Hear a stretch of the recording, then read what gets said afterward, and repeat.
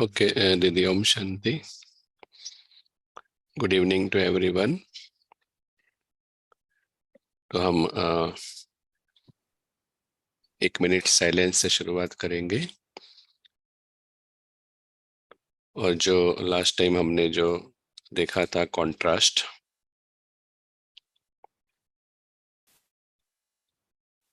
उसी को सामने रख के हम मेडिटेशन अभी करेंगे 1 मिनट।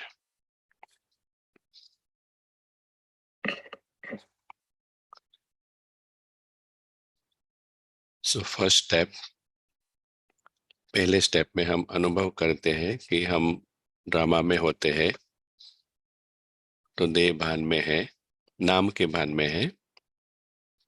तो पहले स्टेप में हम भ्रुकुटी के बीच में जो आत्मा है उसको सिर्फ अनुभव करते हैं। अलग अलग रीति से हम जानते हैं कैसे अनुभव करना आत्मा का। तो जैसे कि एक सोल एनर्जी है, इस शरीर को चलाने वाली एक ऊर्जा है, पॉइंट ऑफ लाइट है,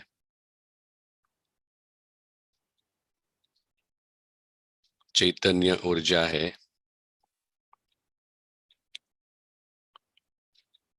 तो इस समय हम अभी ड्रामा के अंदर ही है और नाम के भान में इस आत्मा को देख रहे हैं, अर्थात अनुभव कर रहे हैं। नेक्स्ट स्टेप में जैसे ही हमें अनुभव होने लगता है कि हाँ, आत्मा है इस शरीर में, और हम नाम के भान में देखते हैं पहले, तो सेकंड स्टेप में जैसे ही हम भ्रुकुटी के बीच में आत्मा का अनुभव पक्का हो जाता है, तो हम जैसे कि हमारी पोजीशन चेंज करते हैं, सेल्फ रिस्पेक्ट की पोजीशन चेंज करते हैं। माना पहले शरीर के भान में हमने आत्मा को देखा, अभी आत्मा, वो अनुभव करते करते आत्मा जागृत हो गई। तो अभी जागृत आत्मा सेकंड स्टेप में टेक ओवर करती है, अर्थात अभी आत्मा के भान में वो अपने इस शरीर को देखती है, पार्ट को देखती है साक्षी होकर। तो सेकंड स्टेप में स्विच ओवर होता है, बॉडी कॉन्शियस से हम सोल कॉन्शियस, माना कॉन्शियस हो जाते हैं कि हम कौन है। तो पहले बड़ा शरीर समझते थे, सेकंड स्टेप में अभी छोटी सी बिंदी हम अनुभव करते हैं। तो अभी इस शरीर में रहकर जब आत्मा जागृत होती है तो छोटी सी बिंदी अब इस आंखों के द्वारा देखती है, कानों के द्वारा सुनती है, और उसे अनुभव हो रहा है ये शरीर रूपी पार्ट चल रहा है। उसे ये भी अनुभव हो रहा है कि आत्मा अलग है और ये जो शरीर में आकर पार्ट बजाते हैं वो अलग है। तो सेकंड स्टेप में आत्मा जागृत हुई।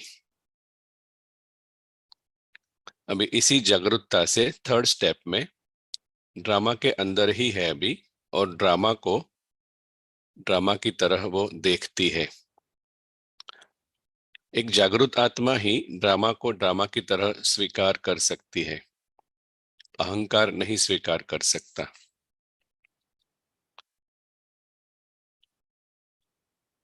तो थर्ड स्टेप में इस ड्रामा को हम ऑब्जर्व करते हैं कि ड्रामा में स्क्रिप्ट होती है, कैरेक्टर होते हैं, अर्थात रोल होता है, और इनविजिबल एक्टर है जो अभी इस ड्रामा को साक्षी होकर देख रहा है। हर एक का भिन्न भिन्न पार्ट है, और जो पार्ट है वो फिक्स किया हुआ है। किसी का हीरो का पार्ट, किसी का विलन का पार्ट, किसी का बेगर का पार्ट। तो थर्ड स्टेप में हम ये देख रहे हैं कि भले पार्ट भिन्न भिन्न है, परंतु उसमें जो एक्टर है वो सभी इनविजिबल है और सभी एक ही जगह से यहाँ आए हैं। तो पार्ट भिन्न भिन्न है, परंतु एक्टर जो है वो एक ही प्रकार के है, एनर्जी है। सो थर्ड स्टेप में हम साक्षी होकर, जागरूक होकर इस ड्रामा को ड्रामा की तरह स्वीकार करते हैं। और जैसे ही हम यह कर पाते हैं, तो जो ड्रामा के विचार चलते हैं, कभी वेस्ट थॉट्स कहो या किसी भी प्रकार का विचार कहो, वो स्वाभाविक रीति से हम फुल स्टॉप लगा पाते हैं। और जो फोर्थ स्टेप है, जब आत्मा बिंदी हुई, जागृत हुई, ड्रामा में भी बिंदी लगी इस अनुभव के साथ, अभी फोर्थ स्टेप में आत्मा ड्रामा से अर्थात साक्षी होकर एग्जिट होके अपने घर परम धाम जाती है संकल्प के द्वारा। एक ही संकल्प से वो वहां पहुंच जाती है। तो फोर्थ स्टेप में वो बियॉन्ड जाती है, इस ड्रामा से बियॉन्ड। वो तभी जा पाएगी जब उसे ड्रामा का एक्सेप्टेंस अनुभव होता है, सच में वो ड्रामा है। तो थर्ड स्टेप में वो अनुभव करती है यह ड्रामा है, अर्थात वो एक फिक्शन है, लगता बहुत ही रियल है, परंतु एक बनी बनाई स्क्रिप्ट के आधार पर कठपुतलियां एक्टिंग कर रही है। तो इसी अनुभव के साथ अभी आत्मा बियॉन्ड जा रही है, अनुभव कर रही है अपने घर का। तो फोर्थ स्टेप में आत्मा बिल्कुल शरीर के भान से निकलकर अपने घर में स्थित हो जाती है। और वहां वो देखती है, अनुभव करती है कि ये जो वर्ल्ड है वो इटर्नल है। उसका जो रियल घर है, रियल वर्ल्ड जो है वो सोल वर्ल्ड है। क्यों रियल है? क्योंकि वो ऑलवेज ट्रुथ है, ऑलवेज एग्जिस्ट करता है, वो फॉरएवर एग्जिस्ट। सो सभी सोल्स इमॉर्टल है और वो अनुभव करती है सभी इक्वल है, सभी इक्वल है इन ऑल रिस्पेक्ट। जैसे कि सभी प्रेम स्वरूप है, इटर्नली प्योर है, ऑलवेज प्योर है।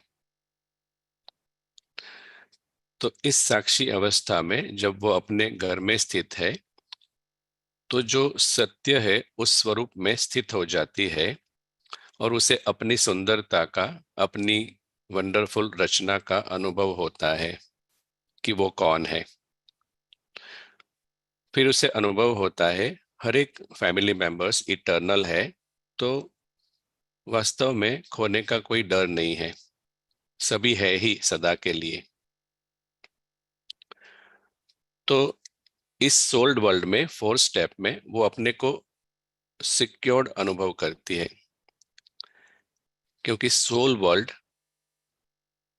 पर कोई अटैक नहीं कर सकता, फिजिकल वर्ल्ड में कर सकता है, सेफ है, सिक्योर्ड है। और उसके पेरेंट, पिता, आत्मा पिता,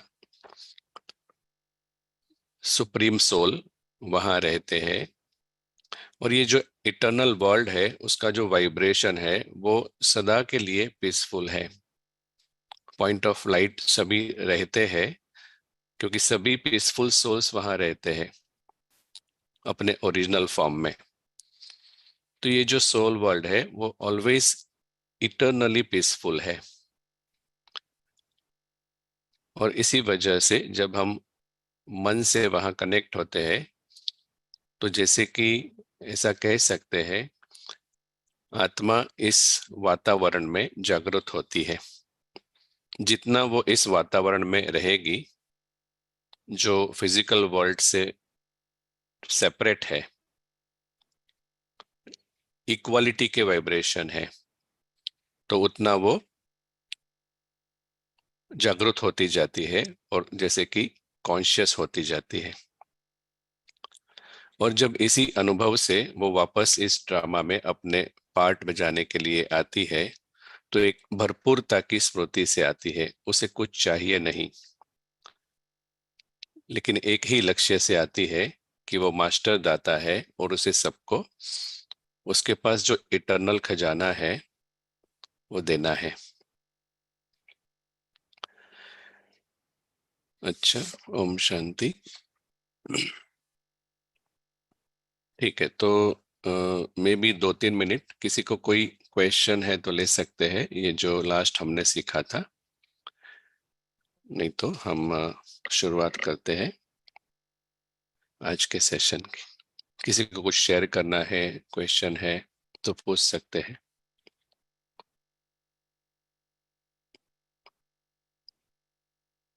एनीवन वांट टू शेयर?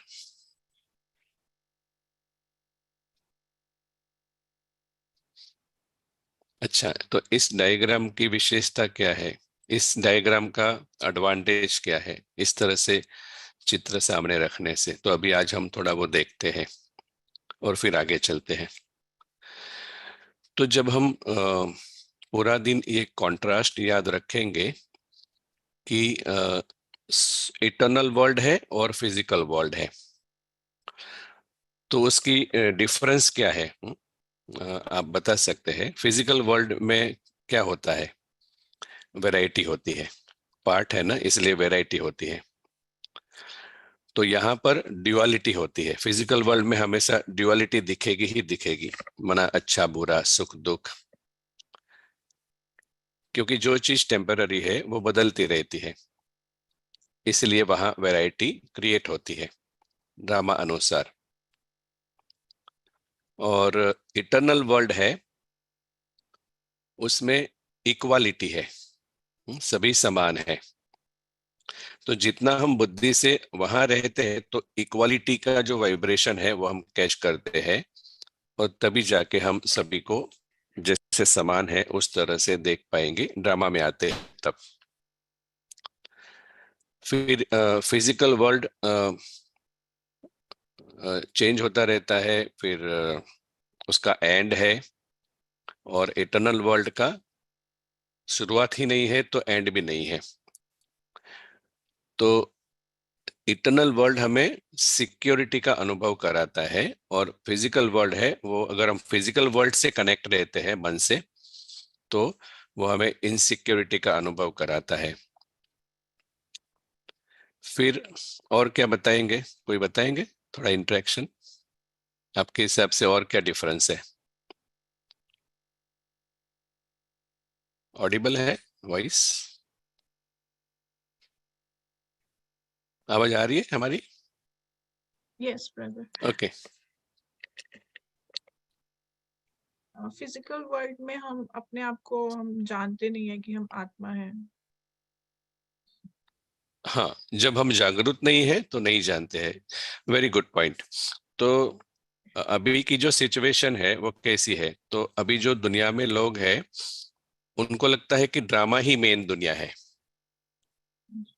इसलिए जो ऊपर की दुनिया यहाँ चित्र में दिखाई है वो उनको दिखती नहीं है।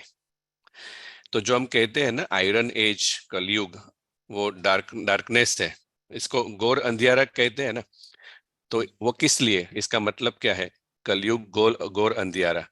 वैसे तो हम पूरा दिन भी होता है, रात भी होती है, मतलब वैसे तो सब प्रकाश में कार्य भी करते हैं, लेकिन सूक्ष्म रीति से अंधेरा के क्यों कहते हैं? क्योंकि अभी घोर अंधियारा माना जैसे कि ऊपर का जो डायमेंशन है वो दिखता नहीं है। तो कहाँ है घोर अंधियारा? मन के अंदर, है ना? तो मन के अंदर आयरन एज है, माना डार्कनेस है। तो क्योंकि कभी भी डार्कनेस होती है तो हमें स्पष्ट दिखती नहीं है चीज। वो चीज होती है, घर में भी कभी देखो लाइट नहीं है तो वो चीज सामने होती है लेकिन दिखेगी नहीं, बहुत अगर अंधेरा है तो। ऐसे ही ये है सबके मेमोरी में है वो कहाँ से आए हैं, लेकिन मन डार्कनेस में है, इसकी वजह से वो ऊपर का डायमेंशन उन्हें अनुभव नहीं हो रहा है। तो ये अच्छा डिफरेंस है कि जब आत्मा जागरूक है तो उसे दोनों डायमेंशन दिखते हैं, और जब आत्मा जागरूक नहीं है तो उसे सिर्फ ड्रामा ही रियल। तो ये इंपॉर्टेंट पॉइंट है कि जब किसी को लगता है ना कि यही मेरी दुनिया है, उसके अलावा और कुछ ऑप्शन ही नहीं है, तो वो आत्मा क्या करेगी, सब कुछ यहाँ पर वो लेने का ट्राई करेगी। शांति, सुख, सब कुछ उसे लगेगा यहाँ से ही मुझे लेना है। तो हमें जब आत्मा को जब जागरूक करते हैं तो क्या होता है, कैसे जागरूक करते हैं, नॉलेज के द्वारा। तो जैसे ही उसको नॉलेज देते हैं तो वो जागरूक होती है, अच्छा हम तो गेस्ट है यहाँ पे, मेहमान है। तो वो फ्री हो जाती है, क्योंकि पहले वो अपने को मेहमान नहीं समझती है। तो जैसे ही उसको याद दिलाया, इसलिए हमारा पहला स्टेप क्या है, अपने को आत्मा समझो। तो इसका मतलब क्या, जैसे ही हमने आत्मा समझा तो हमें ये याद आ जाता है हम यहाँ परमानेंट नहीं है। तो ये सारी स्मृतियां इमर्ज होने लगती है कि हम तो ट्रैवलर है, ऊपर से आए हैं, वापस जाना है। और मेन बात, अगर किसी कोई डार्कनेस में जी रहा है तो उसे बहुत डर लगता है, क्योंकि ये जो ड्रामा है वो इनसिक्योर्ड है। तो इसलिए, क्योंककि उसकी बुद्धि इनसिक्योर चीजों से कनेक्टेड है, वो प्रयत्न बहुत अच्छा करता है, मेहनत भी करता है, बहुत पैसा भी कमाता है, रिसोर्सेज भी बाई करता है। लेकिन जितना जितना वो बाई करता है उतना उसकी असुरक्षा बढ़ती जाती है। और क्योंकि असुरक्षा बढ़ती जाती है, तो सुरक्षा बढ़ाने के लिए वो और चीजें खरीदता है, ताकि उसको लगता है कि ये खो ना जाए। तो जब डार्कनेस होती है मन में, नीचे का जो बॉक्स है, तो क्या होता है, डार्कनेस की वजह से आत्मा डर में रहती है, डिप्रेशन होता है, स्ट्रेस होता है। लेकिन जैसे ही उसे पता चल गया कि ये बॉक्स तो हम विजिट करने आए थे, ये हमारा नहीं है, ये पूरी जो फिजिकल वर्ल्ड है वो मेरी नहीं है, मेरी दुनिया ही अलग है, तो वो क्या होता है, उसका मन वहां शिफ्ट हो जाता है। और जैसे ही वो सक्सेसफुली शिफ्ट कर पाता है, तो फिर उसकी बुद्धि वहां ऊपर संकल्प से टिक पाती है, और वो वाइब्रेशन कैच करने से वापस वो जैसे कि अस्थिर स्थिति से स्थिर स्थिति में आ जाता है, और हमेशा अपने को साक्षी रख के ड्रामा में पार्ट प्ले करता है। और क्या डिफरेंस है, कोई बताएंगे, क्योंकि यही इंपॉर्टेंट है आगे के डिस्कशन के लिए। एक दो डिफरेंस और भी है। तो यहाँ पर जो ड्रामा है वो रियल नहीं है, इसका मतलब क्या। अच्छा आप बताइए, ड्रामा, आप ड्रामा के ऊपर डिपेंडेंट है, आत्मा ड्रामा के ऊपर डिपेंडेंट है, कि ड्रामा ड्रामा ड्रामा आपके ऊपर डिपेंडेंट है, कौन किसके ऊपर डिपेंडेंट है। ड्रामा हमारे ऊपर डिपेंडेंट है। हाँ, तो इटरनल वर्ल्ड में बैठ के देखो कि अगर हम नीचे नहीं जाते तो ड्रामा चलता कैसे। हम्म। हम इटरनल वर्ल्ड में नीचे नहीं आते तो ड्रामा जैसे एग्जिस्ट ही नहीं करता ना, क्योंकि सोल जब बॉडी में आती है तब ड्रामा लाइव होता है। तो जब हम सोल कॉन्शियस है, किसी का माइक ऑन है, प्लीज म्यूट।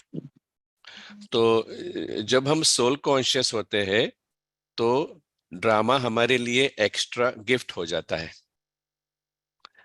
डिपेंडेंसी नहीं है, मतलब कंपलसरी भी नहीं है कि ड्रामा में जाएंगे तभी हमें सुख मिलेगा, हम ड्रामा में नहीं जाते हैं तो भी सुख स्वरूप ही है। तो इसका मतलब हम ड्रामा में आते क्यों हैं, हम है सुख स्वरूप, उस सुख स्वरूप को एक्सप्रेस करने के लिए आते हैं। जैसे कि शुगर है, शुगर का नेचर क्या होता है, शक्कर का नेचर क्या होता है, मिठास। मिठास, राइट। तो वो क्या करती है, जिसमें आप मिक्स करो तो वो मिठास को एक्सप्रेस करती है। तो हम कोई कोई पूछते हैं ना, तो फिर हम आते क्यों हैं, अगर ये ड्रामा टेम्पररी है, इनसिक्योर है। हम आते हैं शरीर में पार्ट बजाने, और हमारे पास जो है उसको एक्सप्रेस करने। तो हम एक्सप्रेस करने आते हैं, लेकिन एक्सप्रेस करते करते भूल जहां से हम जाते आए हैं वो भूल जाते हैं, हमारी सच्ची पहचान को भूल जाते हैं, और फिर ड्रामा को रियल मानने लगते हैं। तो फिर ड्रामा में हम जैसे कि फंसने लगते हैं। तो हम हमारी ओरिजिनल जो स्वरूप है उसको खो देते हैं। तो बात यह है कि ड्रामा हमारे ऊपर डिपेंडेंट है, हम ड्रामा के ऊपर डिपेंडेंट नहीं है। तो क्या सीखा?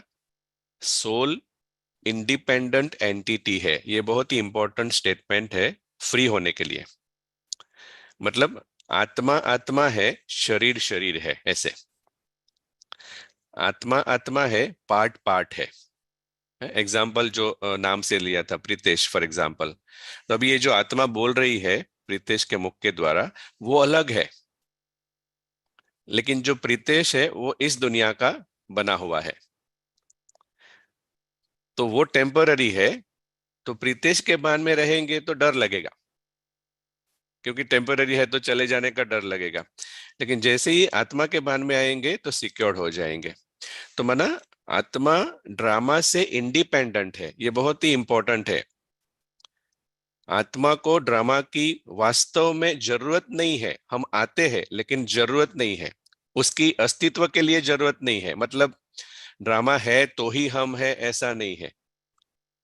क्योंकि अभी भी आप मानते हैं ना, अभी भी कोई सारी आत्माएं ऊपर है, वो लोग यहाँ पे आए ही नहीं है, कितने सालों से वहां पे ही है। मतलब ड्रामा की आत्मा को जरूरत नहीं है। अगर आत्मा को जरूरत होती तो पहले ही जन्म से सब आ जाते, क्योंकि ड्रामा के बिना रह नहीं सकते। ऐसा नहीं है। तो ये क्लियरली हमें अनुभव कराता है कि ड्रामा एक एक्स्ट्रा गिफ्ट है। आप सोचो, घर में अगर ये छोटी छोटी पॉइंट है ना, वो हमारे ईगो को डाउन करती है, क्योंकि ईगो है ना ड्रामा के ऊपर डिपेंडेंट है। ईगो हमेशा ड्रामा के अंदर है, ड्रामा में आने के बाद ईगो क्रिएट होता है। तो एक्स्ट्रा गिफ्ट है, जैसे आपके घर में कुछ चीजें एक्स्ट्रा गिफ्ट है, तो आपको, आप बेफिक्र रहेंगे ना, एक्स्ट्रा है, अगर कुछ हो भी गया तो कोई प्रॉब्लम नहीं, ऐसे। इसलिए ये हमारा जो पार्ट है ना, 84 जन्म का कहो या जितने भी बर्थ मिलते हैं, वो सारे एक्स्ट्रा गिफ्ट है। तो कुछ एक्स्ट्रा है ना, ये सारा शरीर हमें मिला, एक्स्ट्रा मिला। तो जो एक्स्ट्रा मिला उसे छोड़ने में प्रॉब्लम नहीं। हम कहते हैं ना कभी कभी, मेरे पास एक्स्ट्रा है, आप ले जाओ। ऐसे ही पूरा जो ड्रामा है ना, वो एक एक्स्ट्रा गिफ्ट है।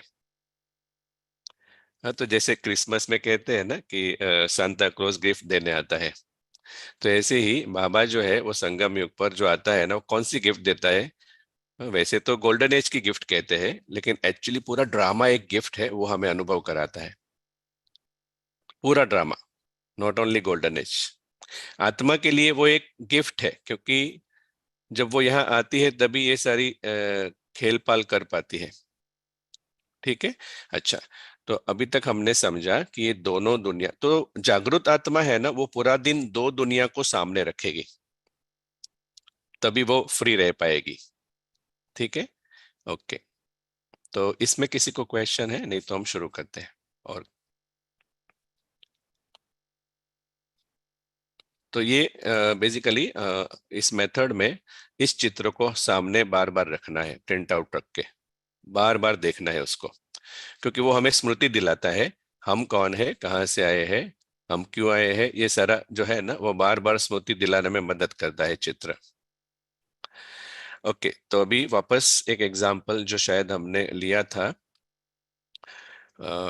तो आज का जो टॉपिक है कॉन्सिक्वेंसेस ऑफ सेल्फ इमेज, और पार्ट 1 है आज। तो ये डायग्राम में जो हमने देखा ना, तो आत्माएं जब गोल्डन एज में आती है तो वो ईगोलेस होती है, और फिर कॉपर एज से ईगो डेवलप होता है। तो इसका मतलब क्या, वो हम समझते हैं एग्जाम्पल से।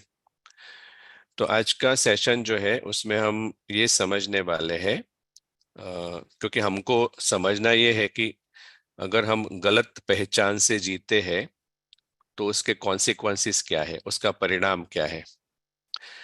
तो उसको समझ, इसलिए दो पार्ट में रखा है। तो कॉन्सिक्वेंसेस को समझने से पहले हमें ये समझना पड़ेगा अच्छी तरह से कि रॉन्ग सेल्फ इमेज है क्या। समझ में आया ना? रॉन्ग सेल्फ इमेज है क्या, वो समझना है। तो ये डायग्राम देखो जो हमने लिया था। जॉन एक एक्टर है, वो एलिफेंट का रोल प्ले करता है। तो उसकी स्मृति में क्या होता है? अभी आप देखो राइट साइड में देखो, जॉन जब एलिफेंट का रोल प्ले करता है तो उसकी आ, आ, मतलब ड्रेसिंग चेंज हो जाती है। राइट साइड में अगर देखो तो उसको देख के आप बता पाएंगे कि वो जॉन है? नहीं बता पाएंगे, ठीक है नहीं। ना। तो ये उसने ड्रेस पहना है, लेकिन हाथी का ड्रेस पहना है, लेकिन जॉन को अंदर से पता है कि वो हाथी नहीं है, क्योंकि हम्म, उसने अभी ही जैसे शूटिंग के लिए ड्रेस पहना है। ठीक है, तो उसकी स्मृति में रहता है।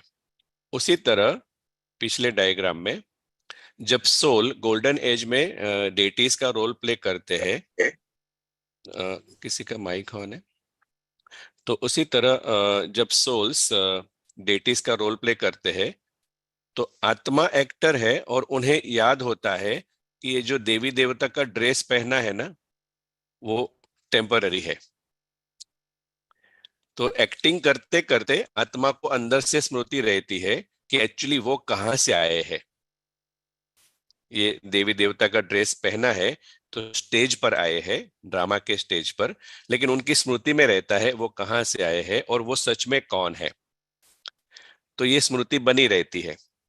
फिर क्या होता है थोड़े समय के बाद कि अभी हमें ये समझना है कि सच में हम ईगो मोड में क्यों आ जाते हैं, बॉडी कॉन्शियस हो क्यों जाते हैं। तो इसको कहते हैं प्रोसेस ऑफ आइडेंटिफिकेशन। अंग्रेजी में कहेंगे प्रोसेस ऑफ आइडेंटिफिकेशन, मतलब एक स्वाभाविक रीति से जहां पर हम जाते हैं उसके साथ आइडेंटिफाई होने लगते हैं। तो एक एग्जाम्पल लेते हैं, दूसरा एग्जाम्पल समझने के लिए। कैसे ये आइडेंटिटी डेवलप होती है, मतलब कैसे हम आत्मा थे और कैसे हम अपने को शरीर मानने लगते हैं, ये शिफ्ट क्यों हो जाता है।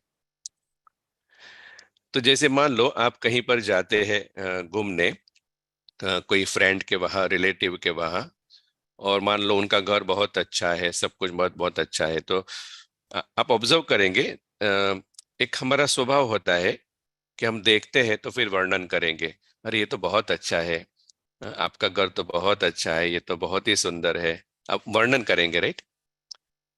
तो मतलब इसको कहेंगे हम थोड़ा थोड़ा फैमिलियर होते जाते हैं उस घर से।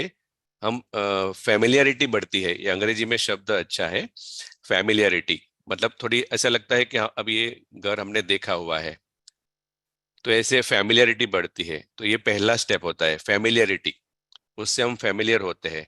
ऐसे ही जब हम गोल्डन एज में आते हैं तो धीरे धीरे, क्योंकि हम स्थूल कर्मेंद्रियों के द्वारा दुनिया को देखते हैं, तो फैमिलियरिटी बढ़ती है इस दुनिया को देखते देखते। तो एक एग्जांपल लेते हैं कैसे ये आइडेंटिटी, ये बहुत इंपॉर्टेंट है समझना कि कैसे हम हमारी ओरिजिनल पहचान से गलत पहचान में आ जाते हैं और फिर चीजों के ऊपर, संबंधों के ऊपर, रोल के ऊपर हमारी पहचान बन जाती है। तो ये प्रोसेस कैसे होता है, तो जैसे कि मान लो एक प्लांट है, सॉरी, एक प्लांट है, गार्डन में एक प्लांट है, आप उसको सस्टेन करते हैं हर रोज, उसको पानी देते हैं, फिर उसकी संभाल करते हैं।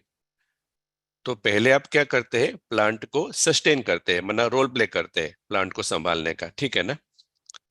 अभी आप बहुत सालों से कर रहे हैं, 4-5 साल से उसी प्लांट की संभाल कर रहे हैं, तो एक प्रकार से अंदर से आइडेंटिफिकेशन क्रिएट होता जाता है, मेरा प्लांट है ऐसे करके। फिर अगर कोई आपके घर पे आएगा और प्लांट को देख के खुश होगा, तो आप क्या होंगे, आपको कैसा लगेगा? और कोई ने कहा प्लांट बहुत ही अच्छा है, खुशी होगी। हमें भी खुशी होगी बहुत। हाँ हाँ, वेरी इंपॉर्टेंट। अभी आइडेंटिफिकेशन क्या है वो समझते हैं। अभी 1 महीने के बाद और कोई व्यक्ति आया, उसने बोला एक कौन प्लांट संभाल रहा है, कितना एकदम मतलब अच्छा ही नहीं है, बिल्कुल अच्छी तरह से संभाला नहीं है, कौन कर रहा है ये, ऐसा उन्होंने कमेंट दिया। तो हम कुछ चेंज दुखी हो होगा। जाएंगे, क्लैरिफिकेशन देनी शुरू कर देंगे। हाँ, तो अभी क्या हुआ, कैसे पता चले? इस तरह से पता चले कि हमने आइडेंटिफिकेशन क्रिएट की है प्लांट के प्रति। मतलब वास्तव में एक्चुअली प्लांट प्लांट है, आप है। फिर आइडेंटिफिकेशन क्रिएट होती है, माना लेफ्ट साइड, ये दो हाथ का एग्जांपल लेते हैं। लेफ्ट साइड में आपकी आपकी सोल है, रियल आइडेंटिटी। राइट साइड में प्लांट है। तो एक्चुअली इनिशियली दोनों सेपरेट है, लेकिन जब आप प्लांट की संभाल करके उसके लिए नजदीक जाते हैं तो फेमिलियर होते जाते हैं। पता कैसे चले कि आपने आइडेंटिटी क्रिएट की है? तो कौन सी आइडेंटिटी क्रिएट हो जाती है? मैं प्लांट हूं। अभी वास्तव में आप बताइए कि सच में दुनिया में कोई ऐसे डायरेक्ट बोलता है कि मैं प्लांट हूं? ये इंपॉर्टेंट है। तो जो गलत पहचान है वो हम डायरेक्टली वोकेबलरी में नहीं बोलते हैं, शब्दों में नहीं लाते हैं। किसी को ऐसे नहीं कहते मैं प्लांट हूं, इस तरह से नहीं होता है। तो इसका मतलब क्या, हमारा जो सबकॉन्शियस माइंड है उसमें ये गलत पहचान बन जाती है। सबकॉन्शियस माइंड में होती है, कॉन्शियस माइंड में वो एक्सप्रेस नहीं करते हैं। तो क्या हुआ अभी, ये आइडेंटिटी में क्या हुआ, किसी ने अच्छी कमेंट दी तो अच्छा लगा, और बुरी कमेंट दी तो बुरा लगा। ठीक है, अभी आप बताइए बुरा क्यों लगा? कमेंट किसके ऊपर दी थी? प्लांट के ऊपर। प्लांट के ऊपर। हाँ, प्लांट कैसा है? तो प्लांट तो अलग है ना, आप अलग है। तो अगर ये सेपरेशन होता तो कमेंट, अगर कमेंट अच्छी भी नहीं है तो आप देखते कि अच्छा ये उन्होंने अच्छा फीडबैक दिया तो मुझे कल से इंप्रूव करना है।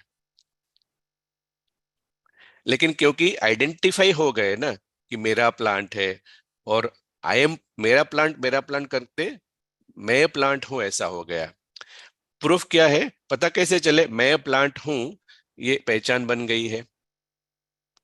प्रूफ यही है कि अगर प्लांट के ऊपर कमेंट आती है तो आप दुखी होते हैं, माना आपका जो मैं है, आपका जो मैं है वो प्लांट बन गया है। क्लियर? ये वेरी इंपॉर्टेंट है, क्योंकि जब ये हम समझेंगे कि आइडेंटिफिकेशन प्रोसेस कैसे होता है तो पता इस तरह से चलता है। इसलिए जहां पर, इसलिए जैसे गीता में भी कहा, बाबा भी कहते हैं कि नाम मान शान से परे, सुख दुख से परे। हाँ, क्यों ऐसे बाबा कहते हैं? क्योंकि हम आइडेंटिफाई हो गए हैं। तो हम तभी कर पाएंगे जब हम डिटैच होंगे। तो सारा जो खेल है ना इस ज्ञान में, वो अच्छी तरह से पार्ट से डिटैच होने का है। जो हम पहले थे, अभी इंपॉर्टेंट पॉइंट क्या है, शुरू में हम ऑलरेडी डिटैच ही थे। हमारी शुरुआत की जो स्थिति है, पोजीशन है, वो साक्षीपन की ही थी। भले देवी देवता का ड्रेस था लेकिन अपने को देवी देवता मानते नहीं थे। ड्रेस अलग है, हम अलग है, ये भान था। तो आइडेंटिफिकेशन, तो ये एग्जाम्पल समझ में आया प्लांट का। उसी तरह से अब ये जॉन का एग्जाम्पल लेते हैं। अभी जॉन जब ड्रामा में सालों से एक्टिंग करने जाता है तो आप ये बताइए, जो ड्रामा देखने वाला है ना, ड्रामा देखने वाला, उसको क्या दिखेगा? जॉन दिखेगा या हाथी दिखेगा? क्योंकि वो हाथी का रोल प्ले करता है। हाथी। तो एक्चुअली क्या होता है, जो देखने वाले हैं ना वो हाथी देखते हैं। तो ये जो जॉन है ना वो वाइब्रेशन कैच करता है, मैं हाथी हूं ऐसे। क्योंकि देखने वाले तो हाथी देखेंगे, वो रोल नहीं समझते हैं। तो अभी क्या होता है, एक तो देखने वाले भी हाथी को देखते हैं, और जॉन भी बार बार उस स्टेज पर जा रहा है। तो दोनों दोनों दोनों की वजह से वो धीरे धीरे जैसे कि भूलने लगता है कि वो सच में कौन है। तो अभी क्या होता है, जैसे पहले एक दिन में एक बार बोलेगा, फिर उसको वापस याद आ जाएगा, अरे अरे मैं हाथी नहीं हूं, मैं तो जॉन हूं। फिर वो दिन में दो बार बोलेगा, फिर तीन बार बोलेगा, ऐसे करके करके भूलता जाता है। और एक समय ऐसा आता है कि कंप्लीट भूल जाता है, हाथी। उससे याद ही नहीं रहता है। तो अभी ये क्या अभी क्या हुआ, अब सोचो, बहुत अच्छी एग्जाम्पल है ये। अभी ये हाथी जो है ना, ये हाथी का ड्रेस है, राइट? तो जॉन भूल ही जाता है कि वो एक ऐसा एक्टर है। तो अभी क्या हुआ, इसको क्या कहेंगे, जिस दिन वो कंप्लीट भूल जाता है उसको कहेंगे घोर अंधियारा। और अभी क्या होगा, उसका जो जीवन है वो हाथी के आधार पर है। मतलब अभी वो हाथी को सक्सेसफुल बनाने का प्रयत्न करेगा। अभी वो हाथी को सक्सेसफुल बनाएगा क्योंकि उसकी ओरिजिनल सफलता जो है ना, आत्मा के हिसाब से वो भूल गया कि वो तो इटर्नल है, उसे कोई कुछ कर नहीं सकता। अभी क्योंकि अपने को हाथी समझने लगा तो एक टेम्पररी ड्रेस है, तो सभी अनुभव जो उसके लाइफ में है वो टेम्पररी हो जाते हैं। इसलिए फिर कभी खुशी कभी गम ऐसा अनुभव वो करने लगता है, सदा खुशी का अनुभव नहीं करता है वो। तो ये तो जॉन और एलिफेंट का एग्जाम्पल है। ऐसे ही आत्मा और उसका पार्ट, ठीक है, वापस उस डायग्राम में जाना है। आत्मा एक्टर है और ये शरीर, ये जो येलो डॉट दिखाया है वो आत्मा एंटर होती है शरीर में, तो अपना पार्ट प्ले करती है। तो पार्ट सेपरेट है, इंपॉर्टेंट पॉइंट है। आत्मा सिर्फ एक्टिंग करने आती है, पार्ट में से कुछ लेने के लिए नहीं आती है। मतलब पार्ट प्ले करते उसे कुछ चाहिए नहीं, वो तो आप देखो नॉर्मली भी कोई ड्रामा होता है तो एक्टर जो होता है उसका मेन लक्ष्य क्या होता है, इन अ वेरी सटल वे, सिर्फ क्या करना है वहां जाके, परफॉर्म करना है। परफॉर्म करना है, उसका यही लक्ष्य होता है। परफॉर्म भी किसी आधार से करना है जो डायरेक्टर की मतलब विश है, उसकी जो डायरेक्शन है उसके आधार पर। अगर डायरेक्टर बोलेगा आज भिखारी बन जाओ तो वो भिखारी बन जाएगा, लेकिन अंदर से उसे पता होता है कि वो भिखारी नहीं है, वो तो घर से आया है। लेकिन जब वो भूल जाता है तो क्या होता है, वो अपना घर भूल जाता है तो उसे लगता है कि अरे मैं भिखारी हूं। और जिस दिन ये मैं भिखारी बन गया तो अपना ओरिजिनल एक्सपीरियंस जो घर का है वो भूल जाता है। और फिर क्योंकि अपनी उसकी बेगर कॉन्शियसनेस हो जाती है तो अपने को खाली महसूस करता है। इसलिए अभी का जो मेन प्रॉब्लम है आत्माओं का, अंदर से वो एम्प्टीनेस अनुभव कर रही है, क्योंकि पार्ट अपने को पार्ट समझ के ही रोल प्ले कर रहे हैं, एक्टर समझ के नहीं।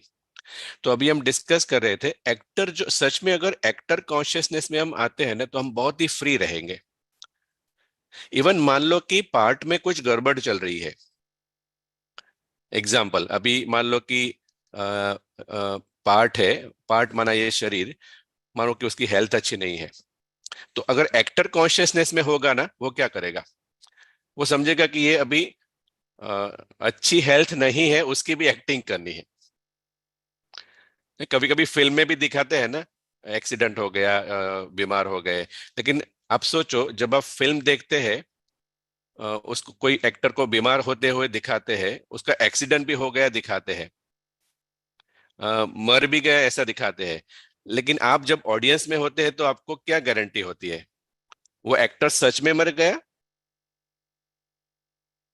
नहीं, वो अपने घर पे बैठ के देखता होगा कि कैसे यहाँ पर मैं मर रहा हूं ऐसे। ऐसे दूसरा ही हम, सेकंड तो हमने हाँ, सोचकर एक्टिंग है। एग्जैक्टली exactly, ऐसे ही हम जब ड्रामा को देखते हैं ना, ये बड़े ड्रामा को, तो हमें खुद भी इसी तरह से देखना है कि प्रैक्टिकल में किसी की मृत्यु नहीं होती है क्योंकि सभी आत्माएं अमर है। तो जब भूकंप होता है, कुछ भी होता है, तो जो हम कहते हैं ना शकास, तो उस समय जिन्होंने भूकंप में शरीर छोड़ा उनको क्या चाहिए, उनको यही एश्योरेंस चाहिए कि उन्हें कुछ नहीं हुआ है, जो हुआ है उनके शरीर को हुआ है, और वो शरीर जो है वो झूठ है, रियल नहीं है, टेम्पररी है। तो ऐसे ऐसे जब आत्माएं शरीर छोड़ती है तो हम एक्चुअली रूट्स है, कल्प वृक्ष के रूट्स है। रूट्स अगर ये अनुभव करेंगे कि ये तो सिर्फ ड्रामा बना बनाया चल रहा है और जो ड्रामा में दिखाया है वो रियल नहीं है, लगता है बहुत ही रियल, लगता है कि हजार मतलब 1000 बॉडीज मतलब डेड हो गई, लेकिन प्रैक्टिकल में 1000 सोल्स जो है वो बॉडी छोड़ के चले गए, दैट्स इट। तो सोल्स जो है ना वो सेफ है। तो जब आत्माएं ऐसे शरीर छोड़ती है, अगर हम ऐसे अनुभव करते हैं, don't worry, nothing has happened to you. जो भी हुआ है वो आपके पार्ट को हुआ है और आपको नया शरीर मिलने वाला है। आप अगर ये वाइब्रेशन क्रिएट करते हैं, आप खुद के लिए भी ये अनुभव रोज करते हैं, तो ऐसी आत्माओं को सिक्योरिटी का अनुभव होता है। और जब उनको सिक्योरिटी का अनुभव होता है, तब वो सच में शांत रह पाएगी ऐसे इंसिडेंट के बाद भी। ठीक है, तो ये हुआ समझ कि कैसे हमारे उसमें गलत पहचान उत्पन्न होती रहती है। और ये जो गलत पहचान उत्पन्न होती है कॉपर एज से, जिसको हम नाम देते हैं रावण, रावण अथवा ईगो। अच्छा, ये जो डिस्कशन किया, इसमें कोई भी प्रश्न है तो बताइए। अभी और एक अच्छी तरह से समझेंगे कि इम्प्योरिटीज क्या है, इम्प्योरिटीज कैसे डेवलप होती है। तो हर आत्मा, हाँ जी बोलिए। आत्मा भूल जाती है कि वो आत्मा है, और इसको अटैचमेंट भी बोल सकते हैं कि हाँ, अटैचमेंट भी बोल सकते हैं, यस। तो सभी आत्मा की अभी चाहना क्या है, अंदर की आवाज जो उनको उसको परेशान कर रहा है, उसको भगाने की चाहना है कि तुम जाओ अभी। हाँ, तो ego please go, like that. Okay, तो ईगो जो है वो एक्चुअली क्या है, जैसे आत्मा भी अदृश्य है ना, तो ये जो आइडेंटिफिकेशन प्रोसेस है मैं का, मैंपन का, वो भी अदृश्य है। तो इसका मतलब हमारा जो दुश्मन है वो भी अदृश्य है। ठीक है। अच्छा, अभी हम एक एग्जाम्पल से समझने वाले हैं, क्योंकि जब तक हमें ये क्लैरिटी नहीं है कि हम, मतलब क्लैरिटी तो है ही, लेकिन अगर एकदम स्पष्टता नहीं है, तो हमें जैसे कि कभी कभी संकल्प आएगा कि सही तो हो रहा है ना, ट्रांसफॉर्मेशन हो तो रहा है ना। पुरुषार्थ करते हैं तो एक प्रश्न आता है कि लक्ष्य की ओर जा तो रहे हैं ना, ऐसे एक प्रश्न आते हैं बीच बीच में। तो उसको आज थोड़ा अच्छी तरह से समझेंगे। तो आज हम अभी एक एग्जाम्पल लेते हैं। तो ईगो जो होता है ना, उसके लिए ड्रामा बहुत इंपॉर्टेंट होता है, तो ये आप अच्छी तरह से लिख के रखना है। अगर ईगो से मुक्त होना है, तो ईगो के लिए है ना, ये ड्रामा जो है ना, ड्रामा मतलब जैसे कि वो उसका हाइप क्रिएट कर लेता है। जैसे कि ड्रामा में आज किसी ने उसको कुछ कहा, मतलब ईगो के भान में व्यक्ति जब होता है, तो अपने को शरीर मानता है, तो अपने को पार्ट मानता है। शरीर मानना माना पार्ट मानना, ये भी एक अच्छी, लोग मानते हैं मैं पार्ट हूं। तो पार्ट के प्रति कोई कमेंट करता है, तो वो जैसे कि वो इतना हाइप कर लेता है, ऐसा कहा ही क्यों, मुझे ही क्यों कहा। समझ में आ रही पॉइंट। ईगो क्या करता है, एक छोटी सी बात होती है लेकिन उसको बहुत बड़ा बना देता है, हाइप। और जब हम ईगोलेस होते हैं ना, तो हम कहते हैं ये तो पार्ट था उसका मुझे सिखाने के लिए। तो उसका दोष नहीं है, क्योंकि ड्रामा में डायरेक्टर ने बोला था कि तुम इसके सामने रह रहकर रोज उसकी परीक्षा लेना, क्योंकि उसको सोल कॉन्शियस बनने का पार्ट है। तो क्योंकि उसका सोल कॉन्शियस बनने का पार्ट है, तो कोई पावरफुल बॉडी कॉन्शियस चाहिए ना। तो ऐसे पार्ट बने हुए हैं, हमें इस तरह से साक्षी होकर देखना है। इसलिए बाबा कभी कभी कहते हैं ना, जो आपका टेस्ट पेपर लेते हैं ना, वो आपके टीचर है, क्योंकि वो परीक्षा नहीं लेंगे तो आप पास कैसे होंगे। तो अगर ऐसा किसी का पार्ट है, तो हमें समझना है ये पार्ट बना ही रहा है मेरे लिए, क्योंकि तब तक सोल कॉन्शियसनेस अनुभव नहीं होगी कि सच में ये ड्रामा है, रियल नहीं है। ठीक है। तो अभी, तो ईगो के लिए मेन इंपॉर्टेंट ड्रामा, जैसे कि 100% मेन वर्ल्ड है। ड्रामा में जो भी कुछ होता है ना, उसकी वजह से वो बहुत ही सीरियस रहता है। ऐसा क्यों? इसलिए आप देखो हमें क्या सिखाया जाता है, कोई भी प्रश्न नहीं करो ड्रामा के प्रति। अगर प्रश्नचित रहेंगे तो प्रसन्नचित नहीं हो पाएंगे। तो ये प्रश्न, बाबा जब कहते हैं ना कि प्रश्न नहीं करो, एक्चुअली प्रश्नकर्ता कौन है पता है? ईगो। क्योंकि ईगो को समझ में नहीं आता है ना कि ये रियल ड्रामा है, ड्रामा चल रहा है। ईगो के लिए ड्रामा नहीं होता है, ईगो के लिए तो ये उसकी मेन दुनिया है, उसकी सफलता ही उसमें बनी हुई है। ठीक है, तो उसके लिए स्टोरी बहुत इंपॉर्टेंट है। तो दूसरी भाषा में कहे तो ईगो जो है ना, वो राई का पर्वत बनाता है ड्रामा, लेकिन बोलेगा कि ये ड्रामा नहीं है। आपको उसने कैसा बोला, ऐसा थोड़ी बोल सकते हैं, आपने कुछ गलत भी नहीं किया फिर भी आपको बोल रहा है।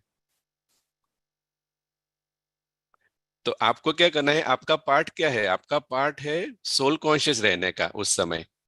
अगर आपको याद है, अगर आप ईगोलेस स्टेज में है तो आप क्या करेंगे, रिवर्स करेंगे।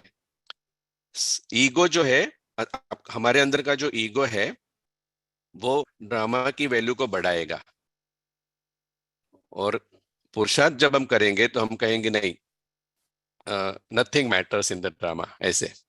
तो ईगो है ना, वो श्रिंक होता है, जीरो होता है। मतलब हम पर्वत को राई बनाएंगे और राई को रुई बनाएंगे, ऐसे बाबा कहते हैं। ठीक है। अच्छा, अभी एग्जाम्पल कि कैसे हमें पता चले, कि एक और एग्जाम्पल, क्योंकि अलग अलग एग्जाम्पल से समझ में आता है। अभी आप बताना, पूरा दिन में हम कुछ भी हम सुनते हैं, जैसे अभी ही आप सभी शायद चेयर पे बैठे होंगे, सोफा पे बैठे होंगे। तो आप बताइए, जिस चेयर पर हम बैठते हैं ऑफिस में, घर में, क्या वो चेयर को आप याद करते हैं पूरा दिन? मतलब चेयर आपके मन में रहती है? नहीं ब्रदर, नहीं नहीं, चेयर मन में नहीं रहती है, राइट। नहीं। मतलब क्या, कि आप चेयर पर बैठे, मतलब उसका उपयोग किया और चले गए, तो ये आप इस समय आप ट्रस्टी है, यूज किया, भूल गए। लेकिन चेयर के साथ अगर हमने बंधन क्रिएट किया है, मतलब आइडेंटिफिकेशन क्रिएट किया है कि मेरी ही चेयर अच्छी है, ऐसी चेयर तो किसी के पास नहीं है, तो क्या होगा, जैसे कि चेयर के ऊपर एक फेविकॉल लगा है, ग्लू लगा है, तो अभी ये आइडेंटिफिकेशन होता है चेयर के साथ, तो फिर हम थोड़ा थोड़ा चेयर के साथ बंधन में आते हैं। फिर क्या होगा, अभी आप चेयर से थोड़ा उठ के जाएंगे, तो जहां जाएंगे तो आपको विचार किसके आएंगे? समझ में आ रही पॉइंट, कैसे आइडेंटिफिकेशन है, पता चले। आइडियली आपको कोई थॉट्स नहीं आने चाहिए है, ठीक है। लेकिन अगर चेयर के साथ बॉन्डेज क्रिएट हुआ, गलत आइडेंटिफिकेशन क्रिएट हुआ, तो क्या होगा, यार आपके याद मन में वो, आएगी। हाँ, आपके मन में वो चेयर के संकल्प लगेंगे थोड़े दिन के लिए। और अगर चेयर के साथ 100% बॉन्डेज हो गया, तो क्या होगा, उसके सिवाय और कोई संकल्प ही नहीं आएंगे। कभी कभी ऐसा होता है ना, हम इतने व्यर्थ विचार में एक ही बात के वजह से चले जाते हैं, तो वो चेयर है। तो ऐसी कोई भी बात है, ऐसा कोई भी व्यक्ति है, ऐसा कोई भी संबंध है जो हमारे दिमाग में स्थान लेके बैठा है, मतलब बार बार उसी के विचार आते हैं, तो ये अंडरस्टैंडिंग बता रहा है कि हम उसके साथ आइडेंटिफाई कर रहे हैं। ठीक है, तो ये एक एग्जाम्पल है। दूसरा, तो अभी, तो ईगो माना ही डार्कनेस में रहना, दैट्स इट। और अंधेरे में कभी भी उसको पता ही नहीं चलता कि वो गलती कर रहा है। इसलिए अभी दुनिया की हालत क्या है पता है, they don't know what they don't know. उन्हें ये नहीं पता है कि उन्हें क्या नहीं पता है, इसलिए जैसे उन पर क्या कहे, रहम बनना, रहम दिल रखना है, क्योंकि they don't know what they don't know, पता ही नहीं है क्या नहीं पता, इतने डार्कनेस में है। तो ईगो जो होता है ना, वो हमेशा ये कहेगा मैं ही सही हूं। और जैसे ऑलरेडी हमने एग्जाम्पल लिया प्लांट का, तो अगर हमें क्रिटिसिज्म फील होता है, क्योंकि किसी ने भी कहा, तो उन्होंने तो हाथी के बारे में कहा ना, वो एग्जाम्पल बहुत इंपॉर्टेंट है, जॉन और एलिफेंट, माना आत्मा और आपका पार्ट। तो आज से अगर आप चाहे तो लिख सकते हैं, एक तरफ आत्मा जो आप है, और राइट साइड में आपका नाम। आपका नाम जो है ना, वही आपका पार्ट है, आप उसका पार्ट प्ले कर रहे हो। तो अगर पूरा दिन में कभी कभी क्रिटिसिज्म फील होता है, इंसल्ट फील होता है, अ, जिद्दी अथवा तो एरोगंट हो जाते हैं, तो समझना है कि हम पार्ट के भान में हैं। जैसे प्लांट का एग्जाम्पल, तभी वो पार्ट की एनर्जी आप में जा रही है और आत्मा बंधन में रहती है। तो ईगो माना ही पार्ट का भान। तो जब हमें इंसल्ट फील होती है, क्रिटिसिज्म फील होती है, तो ये सिग्नल है कि हम अभी भी आत्मा एक्टर और हमारा जो नाम है पार्ट वाला, उससे अलग रहकर पार्ट नहीं बजाते हैं। मतलब उसको हम एक्स्ट्रा नहीं समझते हैं, उसको मेन समझते हैं। और इसकी वजह से क्या होता है, जब हम क्रिटिसिज्म फील करते हैं तो हमारा ईगो हर्ट होता है, तो हम ईगो मोड में सामने वाले के साथ रिएक्ट करते हैं। तो हमारा जो बिहेवियर है, क्योंकि उसने क्या किया, हमारे ईगो को हर्ट किया, तो हम इनसिक्योर फील करते हैं। तो क्योंकि हम असुरक्षित फील करते हैं, तो हमारा बिहेवियर कभी भी शांतिपूर्ण नहीं हो सकता, चिड़चिड़ापन वाला होगा, इरिटेशन वाला होगा। क्योंकि किसी ने हमें, हमारे ईगो को हर्ट किया, हम ईगो के मोड में है, तो ईगो को कभी भी वो अनुभव नहीं हो सकता कि वो शांत स्वरूप आत्मा है। इसलिए वो फंस जाएगा। फिर वो, जैसे कि जिसने भी हर्ट किया ना, उसके साथ फाइट करने के लिए सोचेगा, मतलब ये नहीं चलेगा, ये अच्छा नहीं, आपने ऐसा क्यों कहा, क्योंकि उसने समझ लिया कि मुझे कहा। लेकिन जब आत्मा साक्षी है, आत्मा साक्षी है, तो उसे लगेगा कि ये तो ड्रामा में इस पार्ट को किसी ने बोला। तो कोई भी ड्रामा होता है तो सब सब कुछ फिक्स होता है, किसको क्या बोलना है, कब बोलना है, पता है। आपने ड्रामा को गूगल पे सर्च करना कि ड्रामा बनता कैसे है, तो उसमें है ना वो क्या शब्द बोलने हैं ना, वो भी कभी कभी लिखा हुआ होता है कि आपको यही बोलना है। तो ये भी ड्रामा ऐसा बना हुआ है, आपका, आपको ईगोलेस बनाने के लिए ऐसे ऐसे ईगो वाले भारी शब्द सामने वाले से बुलाएंगे ड्रामा में, ताकि आपको पता चले कि ईगो क्या है। ठीक है, ओके। तो अभी समझने के लिए हम एक डायग्राम लेते हैं, कैसे हम प्योरिफिकेशन में थे, प्योर थे और इम्प्योर हो गए। तो ईगो को क्योंकि आइडेंटिटी है ना, तो ईगो का सिंबल हम छोटा आई रखते हैं, स्मॉल आई। और सोल की जो रियल आइडेंटिटी है, उसके लिए हम कैपिटल लेटर आई यूज करेंगे। ठीक है, अच्छा। तो आज हम ये भी क्लियर करेंगे, कोई कोई लोगों का प्रश्न होता है कि अगर आत्मा को कुछ होता नहीं है, अच्छी तरह से समझना, आत्मा को कुछ होता नहीं है तो फिर हम क्यों कहते हैं पावन आत्मा और पतित आत्मा। अगर आत्मा हमेशा के लिए सेफ है, इटर्नल है, उसमें चेंजेस आते ही नहीं है, तो फिर हम क्यों कहते हैं पतित आत्मा। तो इसका मतलब क्या, तो जैसे पानी गंदा होता है, पानी गंदा, पानी पहले कैसा होता है, प्योर होता है। फिर पानी में अगर हम थोड़ी मिट्टी डालते हैं तो पानी कैसा हो गया। अगर पानी में हम मिट्टी डालते हैं तो पानी कैसा हो गया, नहीं, गंदा हो गया, मिट्टी हो गंदा। गई। तो हम कहेंगे तो गंदा पानी ही ना, ओरिजिनली प्योर है लेकिन अभी कहेंगे तो गंदा पानी। फिर हम फिल्टर लगाते हैं, हाँ? आरओ लगाते हैं, कुछ भी फिल्टर लगाते हैं, तो वापस पानी कैसा हो जाता है, साफ। अपना ओरिजिनल स्वरूप में आ जाता है। इसका मतलब पानी का ओरिजिनल स्वरूप जो है वो तो है ही, अभी भी है, गंदे पानी में भी है। लेकिन वो जो गंदगी है, मिट्टी है, उसको देख के हम कहते हैं ये गंदा पानी है, लेकिन वास्तव में वो ओरिजिनली पानी कैसा है, प्योर है। अगर उसकी मतलब समझना अच्छी तरह से ये है कि मिट्टी अगर डाली, अगर पानी का स्वरूप सच में बदल गया होता तो क्या होता, बताइए। सच में अगर पानी का स्वरूप बदल गया, गंदा ही हो गया, परमानेंट गंदा हो गया, तो फिर क्या होता। हो जाएगा। हाँ It ji, won't be worth using again. हाँ, तो मतलब अगर सच में वो गंदा पानी हमेशा के लिए हो गया होता तो फिल्टरिंग हो ही नहीं पाता ना। वो सब रूप ही बन जाता गंदगी का। वही, तो एक्चुअली इसी तरह से पावन आत्मा माना प्योर सोल, प्योर सोल ही है। लेकिन ये जो गलत आइडेंटिटी है, वो मैलापन, मैं और मेरेपन का जो मैलापन है, वो उसमें आ जाता है, उसके आसपास आ जाता है, ऐसे हम समझेंगे, बादल की तरह। तो आज वो देखने वाले हैं। मतलब क्या होता है, जब ये मैं और मेरेपन की एलॉय है वो उसके आसपास आ जाती है, तब कहते हैं पतित आत्मा। लेकिन इसका मतलब ये नहीं है कि वो हमेशा के लिए पतित हो गई, उसके आसपास कुछ गड़बड़, गंदगी आ गई, मैलापन आ गया। और इसी वजह से हम इम्प्योर सोल जो कह, सच में एक्चुअली इम्प्योर सोल हम कह नहीं सकते, सोल हमेशा प्योर है, इटर्नल है ना, अंडरस्टैंड।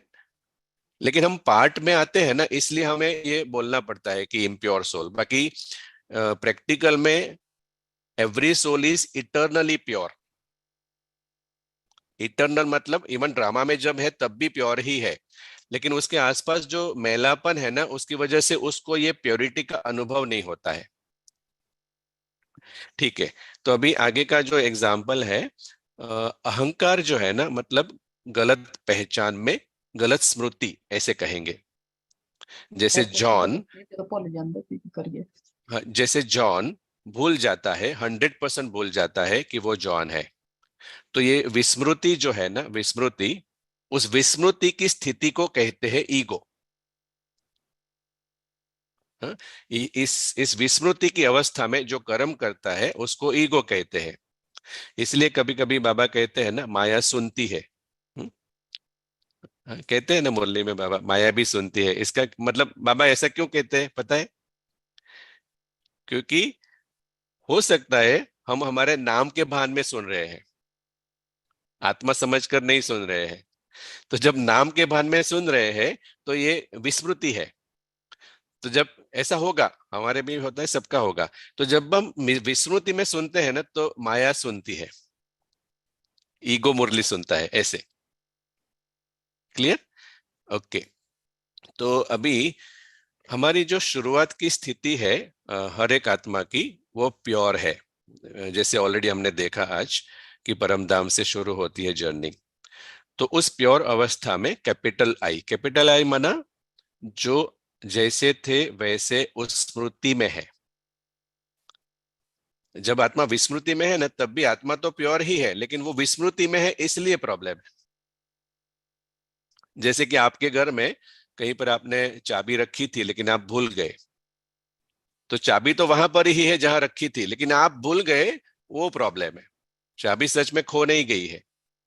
ऐसे ही प्योर सोल तो प्योर सोल ही होता है, लेकिन वो विस्मृति में आने की वजह से वो जैसे कि भूल जाता है वो कौन है।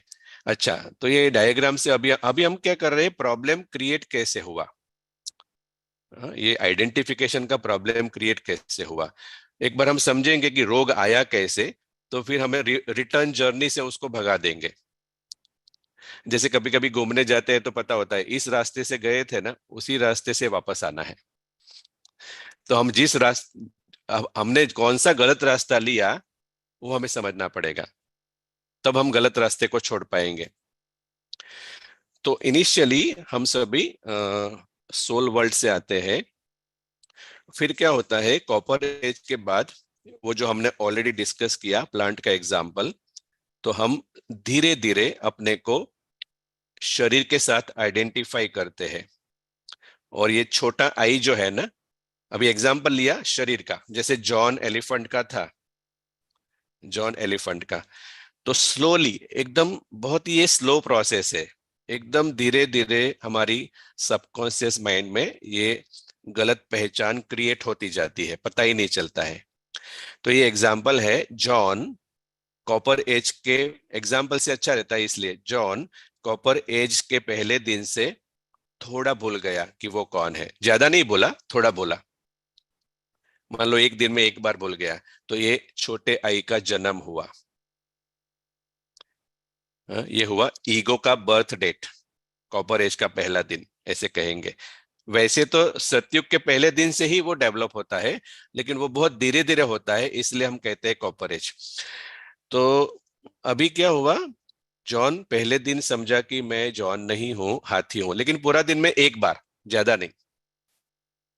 फिर कॉपर एज के दूसरे दिन, तीसरे दिन आगे बढ़ते जाते हैं, क्योंकि सभी लोग उसे हाथी ही देखते हैं, तो वो अपने को अभी समझता है कि अरे मैं तो हाथी हूं, तो ये बड़ा हो गया। फिर से और बड़ा हो गया। और कलयुग के अंत में जब वो आता है, तो जैसे कि मैं हाथी ही हूं और कुछ नहीं, ऐसे।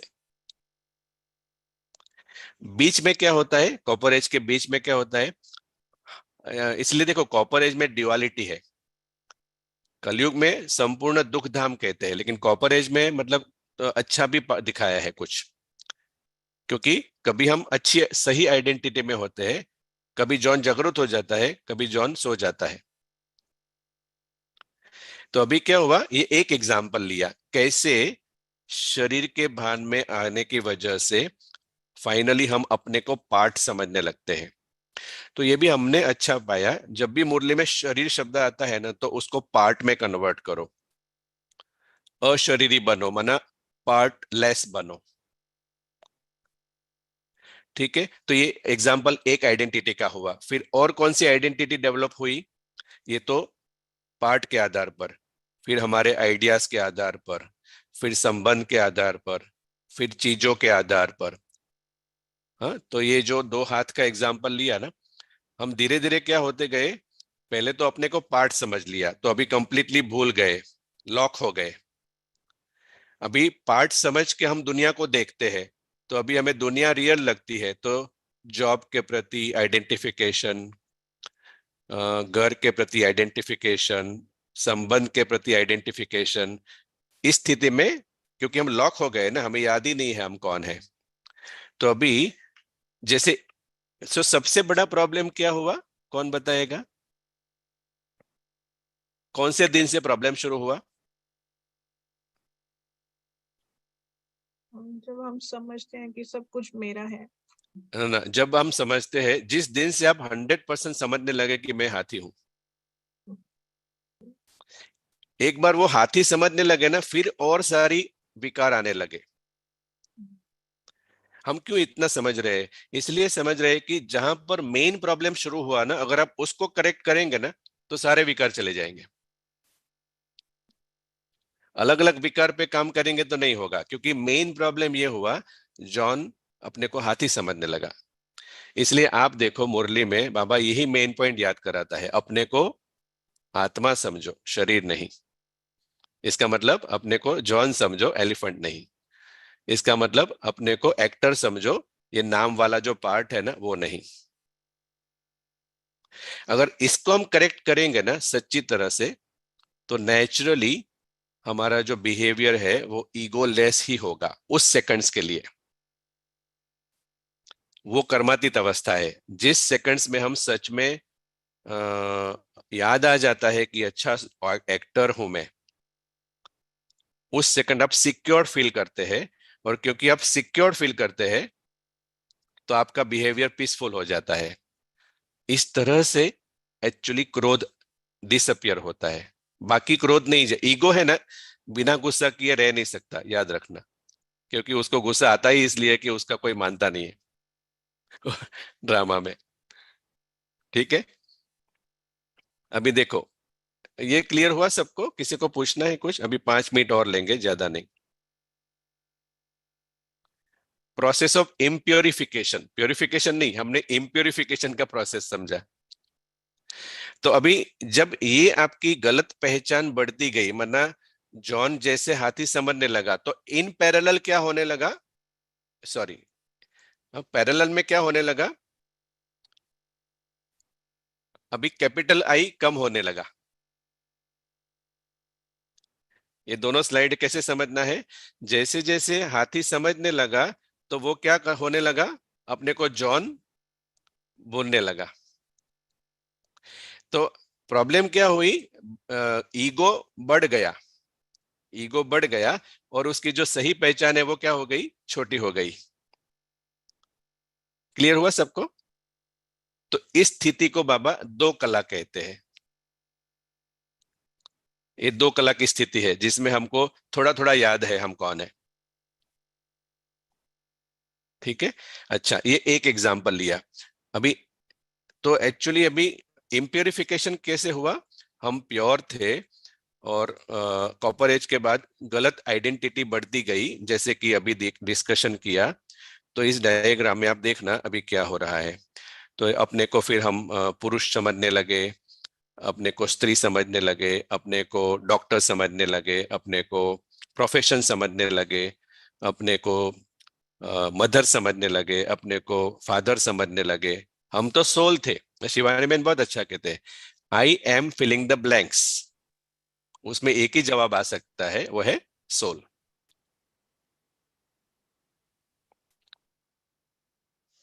इवन जो ब्राह्मण है सभी, वो ब्राह्मण का रोल प्ले कर रहे हैं।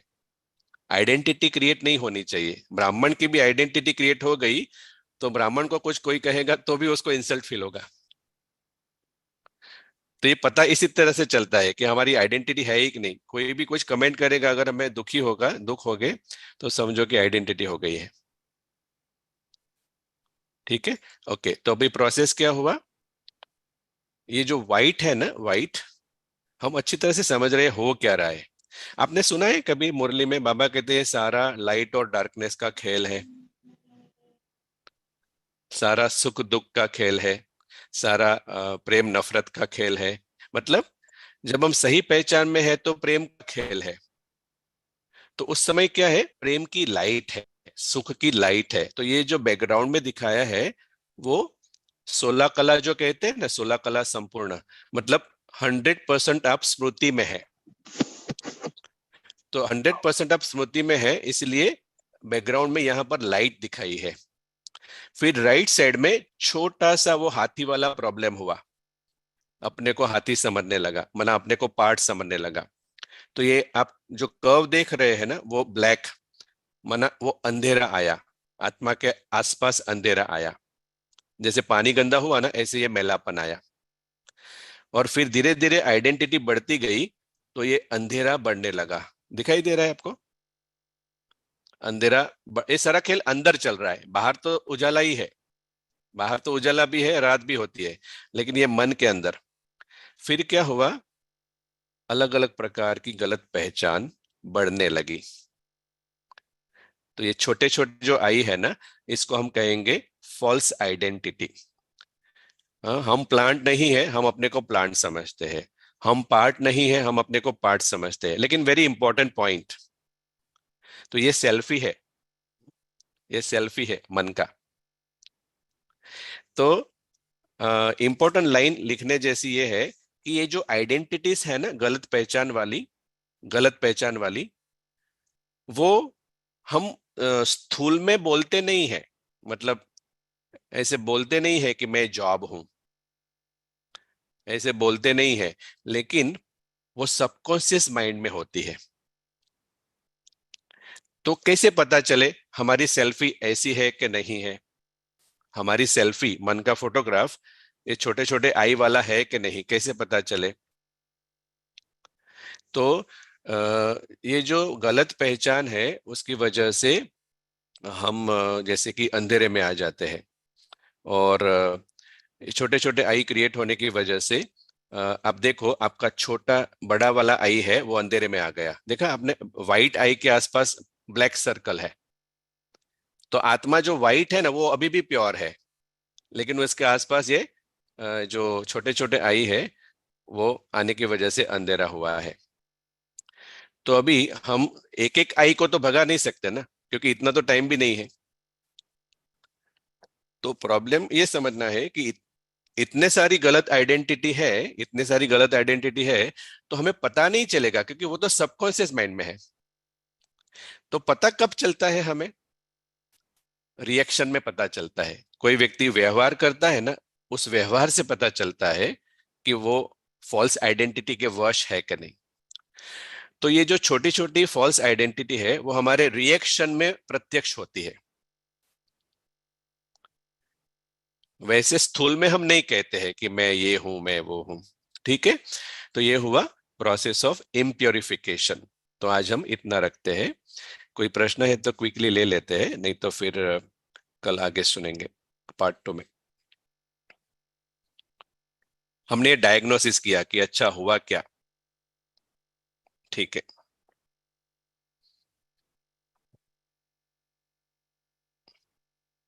तो किसी को कुछ शेयर करना है, पूछना है? ओम शांति भाई। ओम शांति। जैसे लास्ट वीक आपने जैसा बताया था, हम थोड़ा अपना डेली लाइफ में इसका यूज किया था, अपने को आत्मा समझ, जैसे मैं करेक्टर प्ले कर रही हूँ, जैसे काम पर भी रिएक्ट नहीं करना, जब तो ये याद रहता है तो everything is good, you know. So कोई रिएक्ट नहीं होता, क्योंकि हम सोचते हैं पहले जो सामने वाला वो भी पार्ट बजा रहा है ना। तो मुझे तो आत्मा और परमात्मा का ज्ञान मिला है, मैं भी अपनी एक्टिंग पॉजिटिव करूं। पर जब ये बार बार स्मृति में लाते हैं तो कभी कभी जो दूसरे काम करने वाले होते मुझे वो भूल गए। मैं अपना बता रही हूँ, अपना कैसे हुआ मेरा लाइफ में। तो मुझे ये याद करती हूँ मैं आत्मा हूँ, तो दूसरे पासे जो होता है ना वो थोड़ी स्लो हो जाता है। मेरा कार्य करने का कार्य करने का जो ढंग है वो स्लो में आ जाता है। तो ऐसे भूल जाती हूँ, तो कभी फिर आत्मा भूल जाती हूँ, तो कभी फिर कर्म भूल जाती हूँ ऐसे। तो ऐसे इसका जैसे याद करने का क्या, भी कैसे याद हरदम रहे कि मैं आत्मा हूँ। तो आज तो हमने मतलब हाँ, शुरुआत में थोड़ा मेडिटेशन किया था ना, हाँ जी, वो 4 स्टेप है, तो वो भी आज ग्रुप में डाल देंगे, 4 हाँ, स्टेप मेडिटेशन। तो मतलब ये जो पूरा हमारा 6 सेशन पूरा होगा उसमें वो हाँ, कवर हो जाएगा, और आपको सब मटेरियल सब मतलब देंगे कि कैसे करना है वगैरह। तो बात ये है कि क्योंकि हम ये फॉल्स आइडेंटिटी के परवश है, तो कभी ना हाँ कभी जी, वो बाहर आएगी। हाँ। जब आएगी। स्मृति में रहते हो तो लाइफ इज वेरी गुड। जब स्मृति हाँ में रहते हैं सो ना हम, मैं तो आत्मा हूँ, तो मतलब आप आप रिएक्ट जब भी नहीं करते हो। हाँ, तो आप जब स्मृति में है तो आप लाइट में है, तो हाँ, आपको वो बना के रखा है। क्योंकि ये जो ऐसा है ना स्विच, कभी कभी जो लाइट की स्विच होती है ना वो थोड़ी ढीली हो जाती है, तो हमारी स्विच ऐसी है, वापस वो बॉडी कॉन्शियस हो जाती है। हाँ जी, इसलिए हर घंटे, एवरी 1 आवर, आज आज का जो रिकॉर्डिंग है वो आप सुनना, शुरू में जो हमने मेडिटेशन किया, एवरी 1 आवर हमें वो एक्सपीरियंस करना है ट्रुथ का।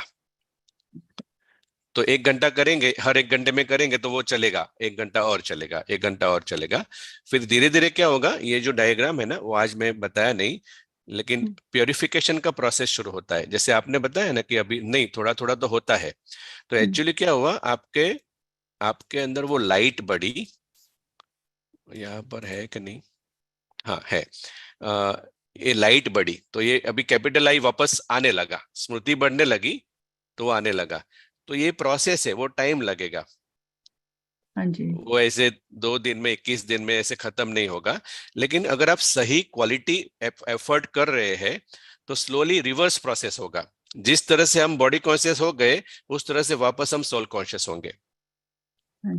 लेकिन बॉडी हाँ कॉन्शियस होने बहुत में हमें, हाँ जी, हाँ अटेंशन जैसे बहुत बार बार पे हाँ करना हाँ, पड़ता है, पर जब तो ये अटेंशन डाय करते तो हैं तो ये डाय दूसरे कामों की गति हाँ, बहुत धीमी हो जाती है। नहीं ऐसे ऐसा नहीं हमने होगा ऐसे आप अनुभव किया अपने आप को। मैं कई काम हो, मुझे भूल, क्योंकि मैं यही कर रही थी, जहां भी मैं जाती हूँ मैं आत्मा हूँ, मैं अपना करेक्टर प्ले कर रही हूँ। तो कभी कभी हम्म, जो बात दूसरी काम कर्म की थी वो यहाँ नहीं भूल तो जाती थी मे क्या बी केवल। वो आ जाएगा। एक्चुअली हाँ, मे बी प्रॉपर मेथड नहीं हो रहा है इसलिए। हाँ, लेकिन मेन पॉइंट क्या है, या जैसे जैसे आप स्मृति में आते जाएंगे ना, तो ये देखो यहाँ पे थोड़े छोटे आई कम हो गए, माना हाँ हम क्या जी, कर रहे हैं, अंधेरा है तो अंधेरे के बारे में नहीं सोच रहे क्यों ऐसा हो गया, नहीं, हम सिर्फ लाइट ऑन कर रहे हैं। राइट। तो जो भी फॉल्स आइडेंटिटी है ना वो डिसअपियर हो जाएगी, जिसको बाबा कहते हैं विकर्म विनाश होंगे। लेकिन नहीं, बहुत एक्यूरेट, अच्छा भाई, बहुत अच्छा लगा वैसे सम्मिलिति हाँ, में रह के, तो बहुत तो अच्छा हम लगा। वापस वापस जॉन के बारे में आ जाएंगे। हाँ जी। ठीक है, तो ये हम नहीं, वेरी कल गुड। कंटिन्यू करेंगे। Thank thank you.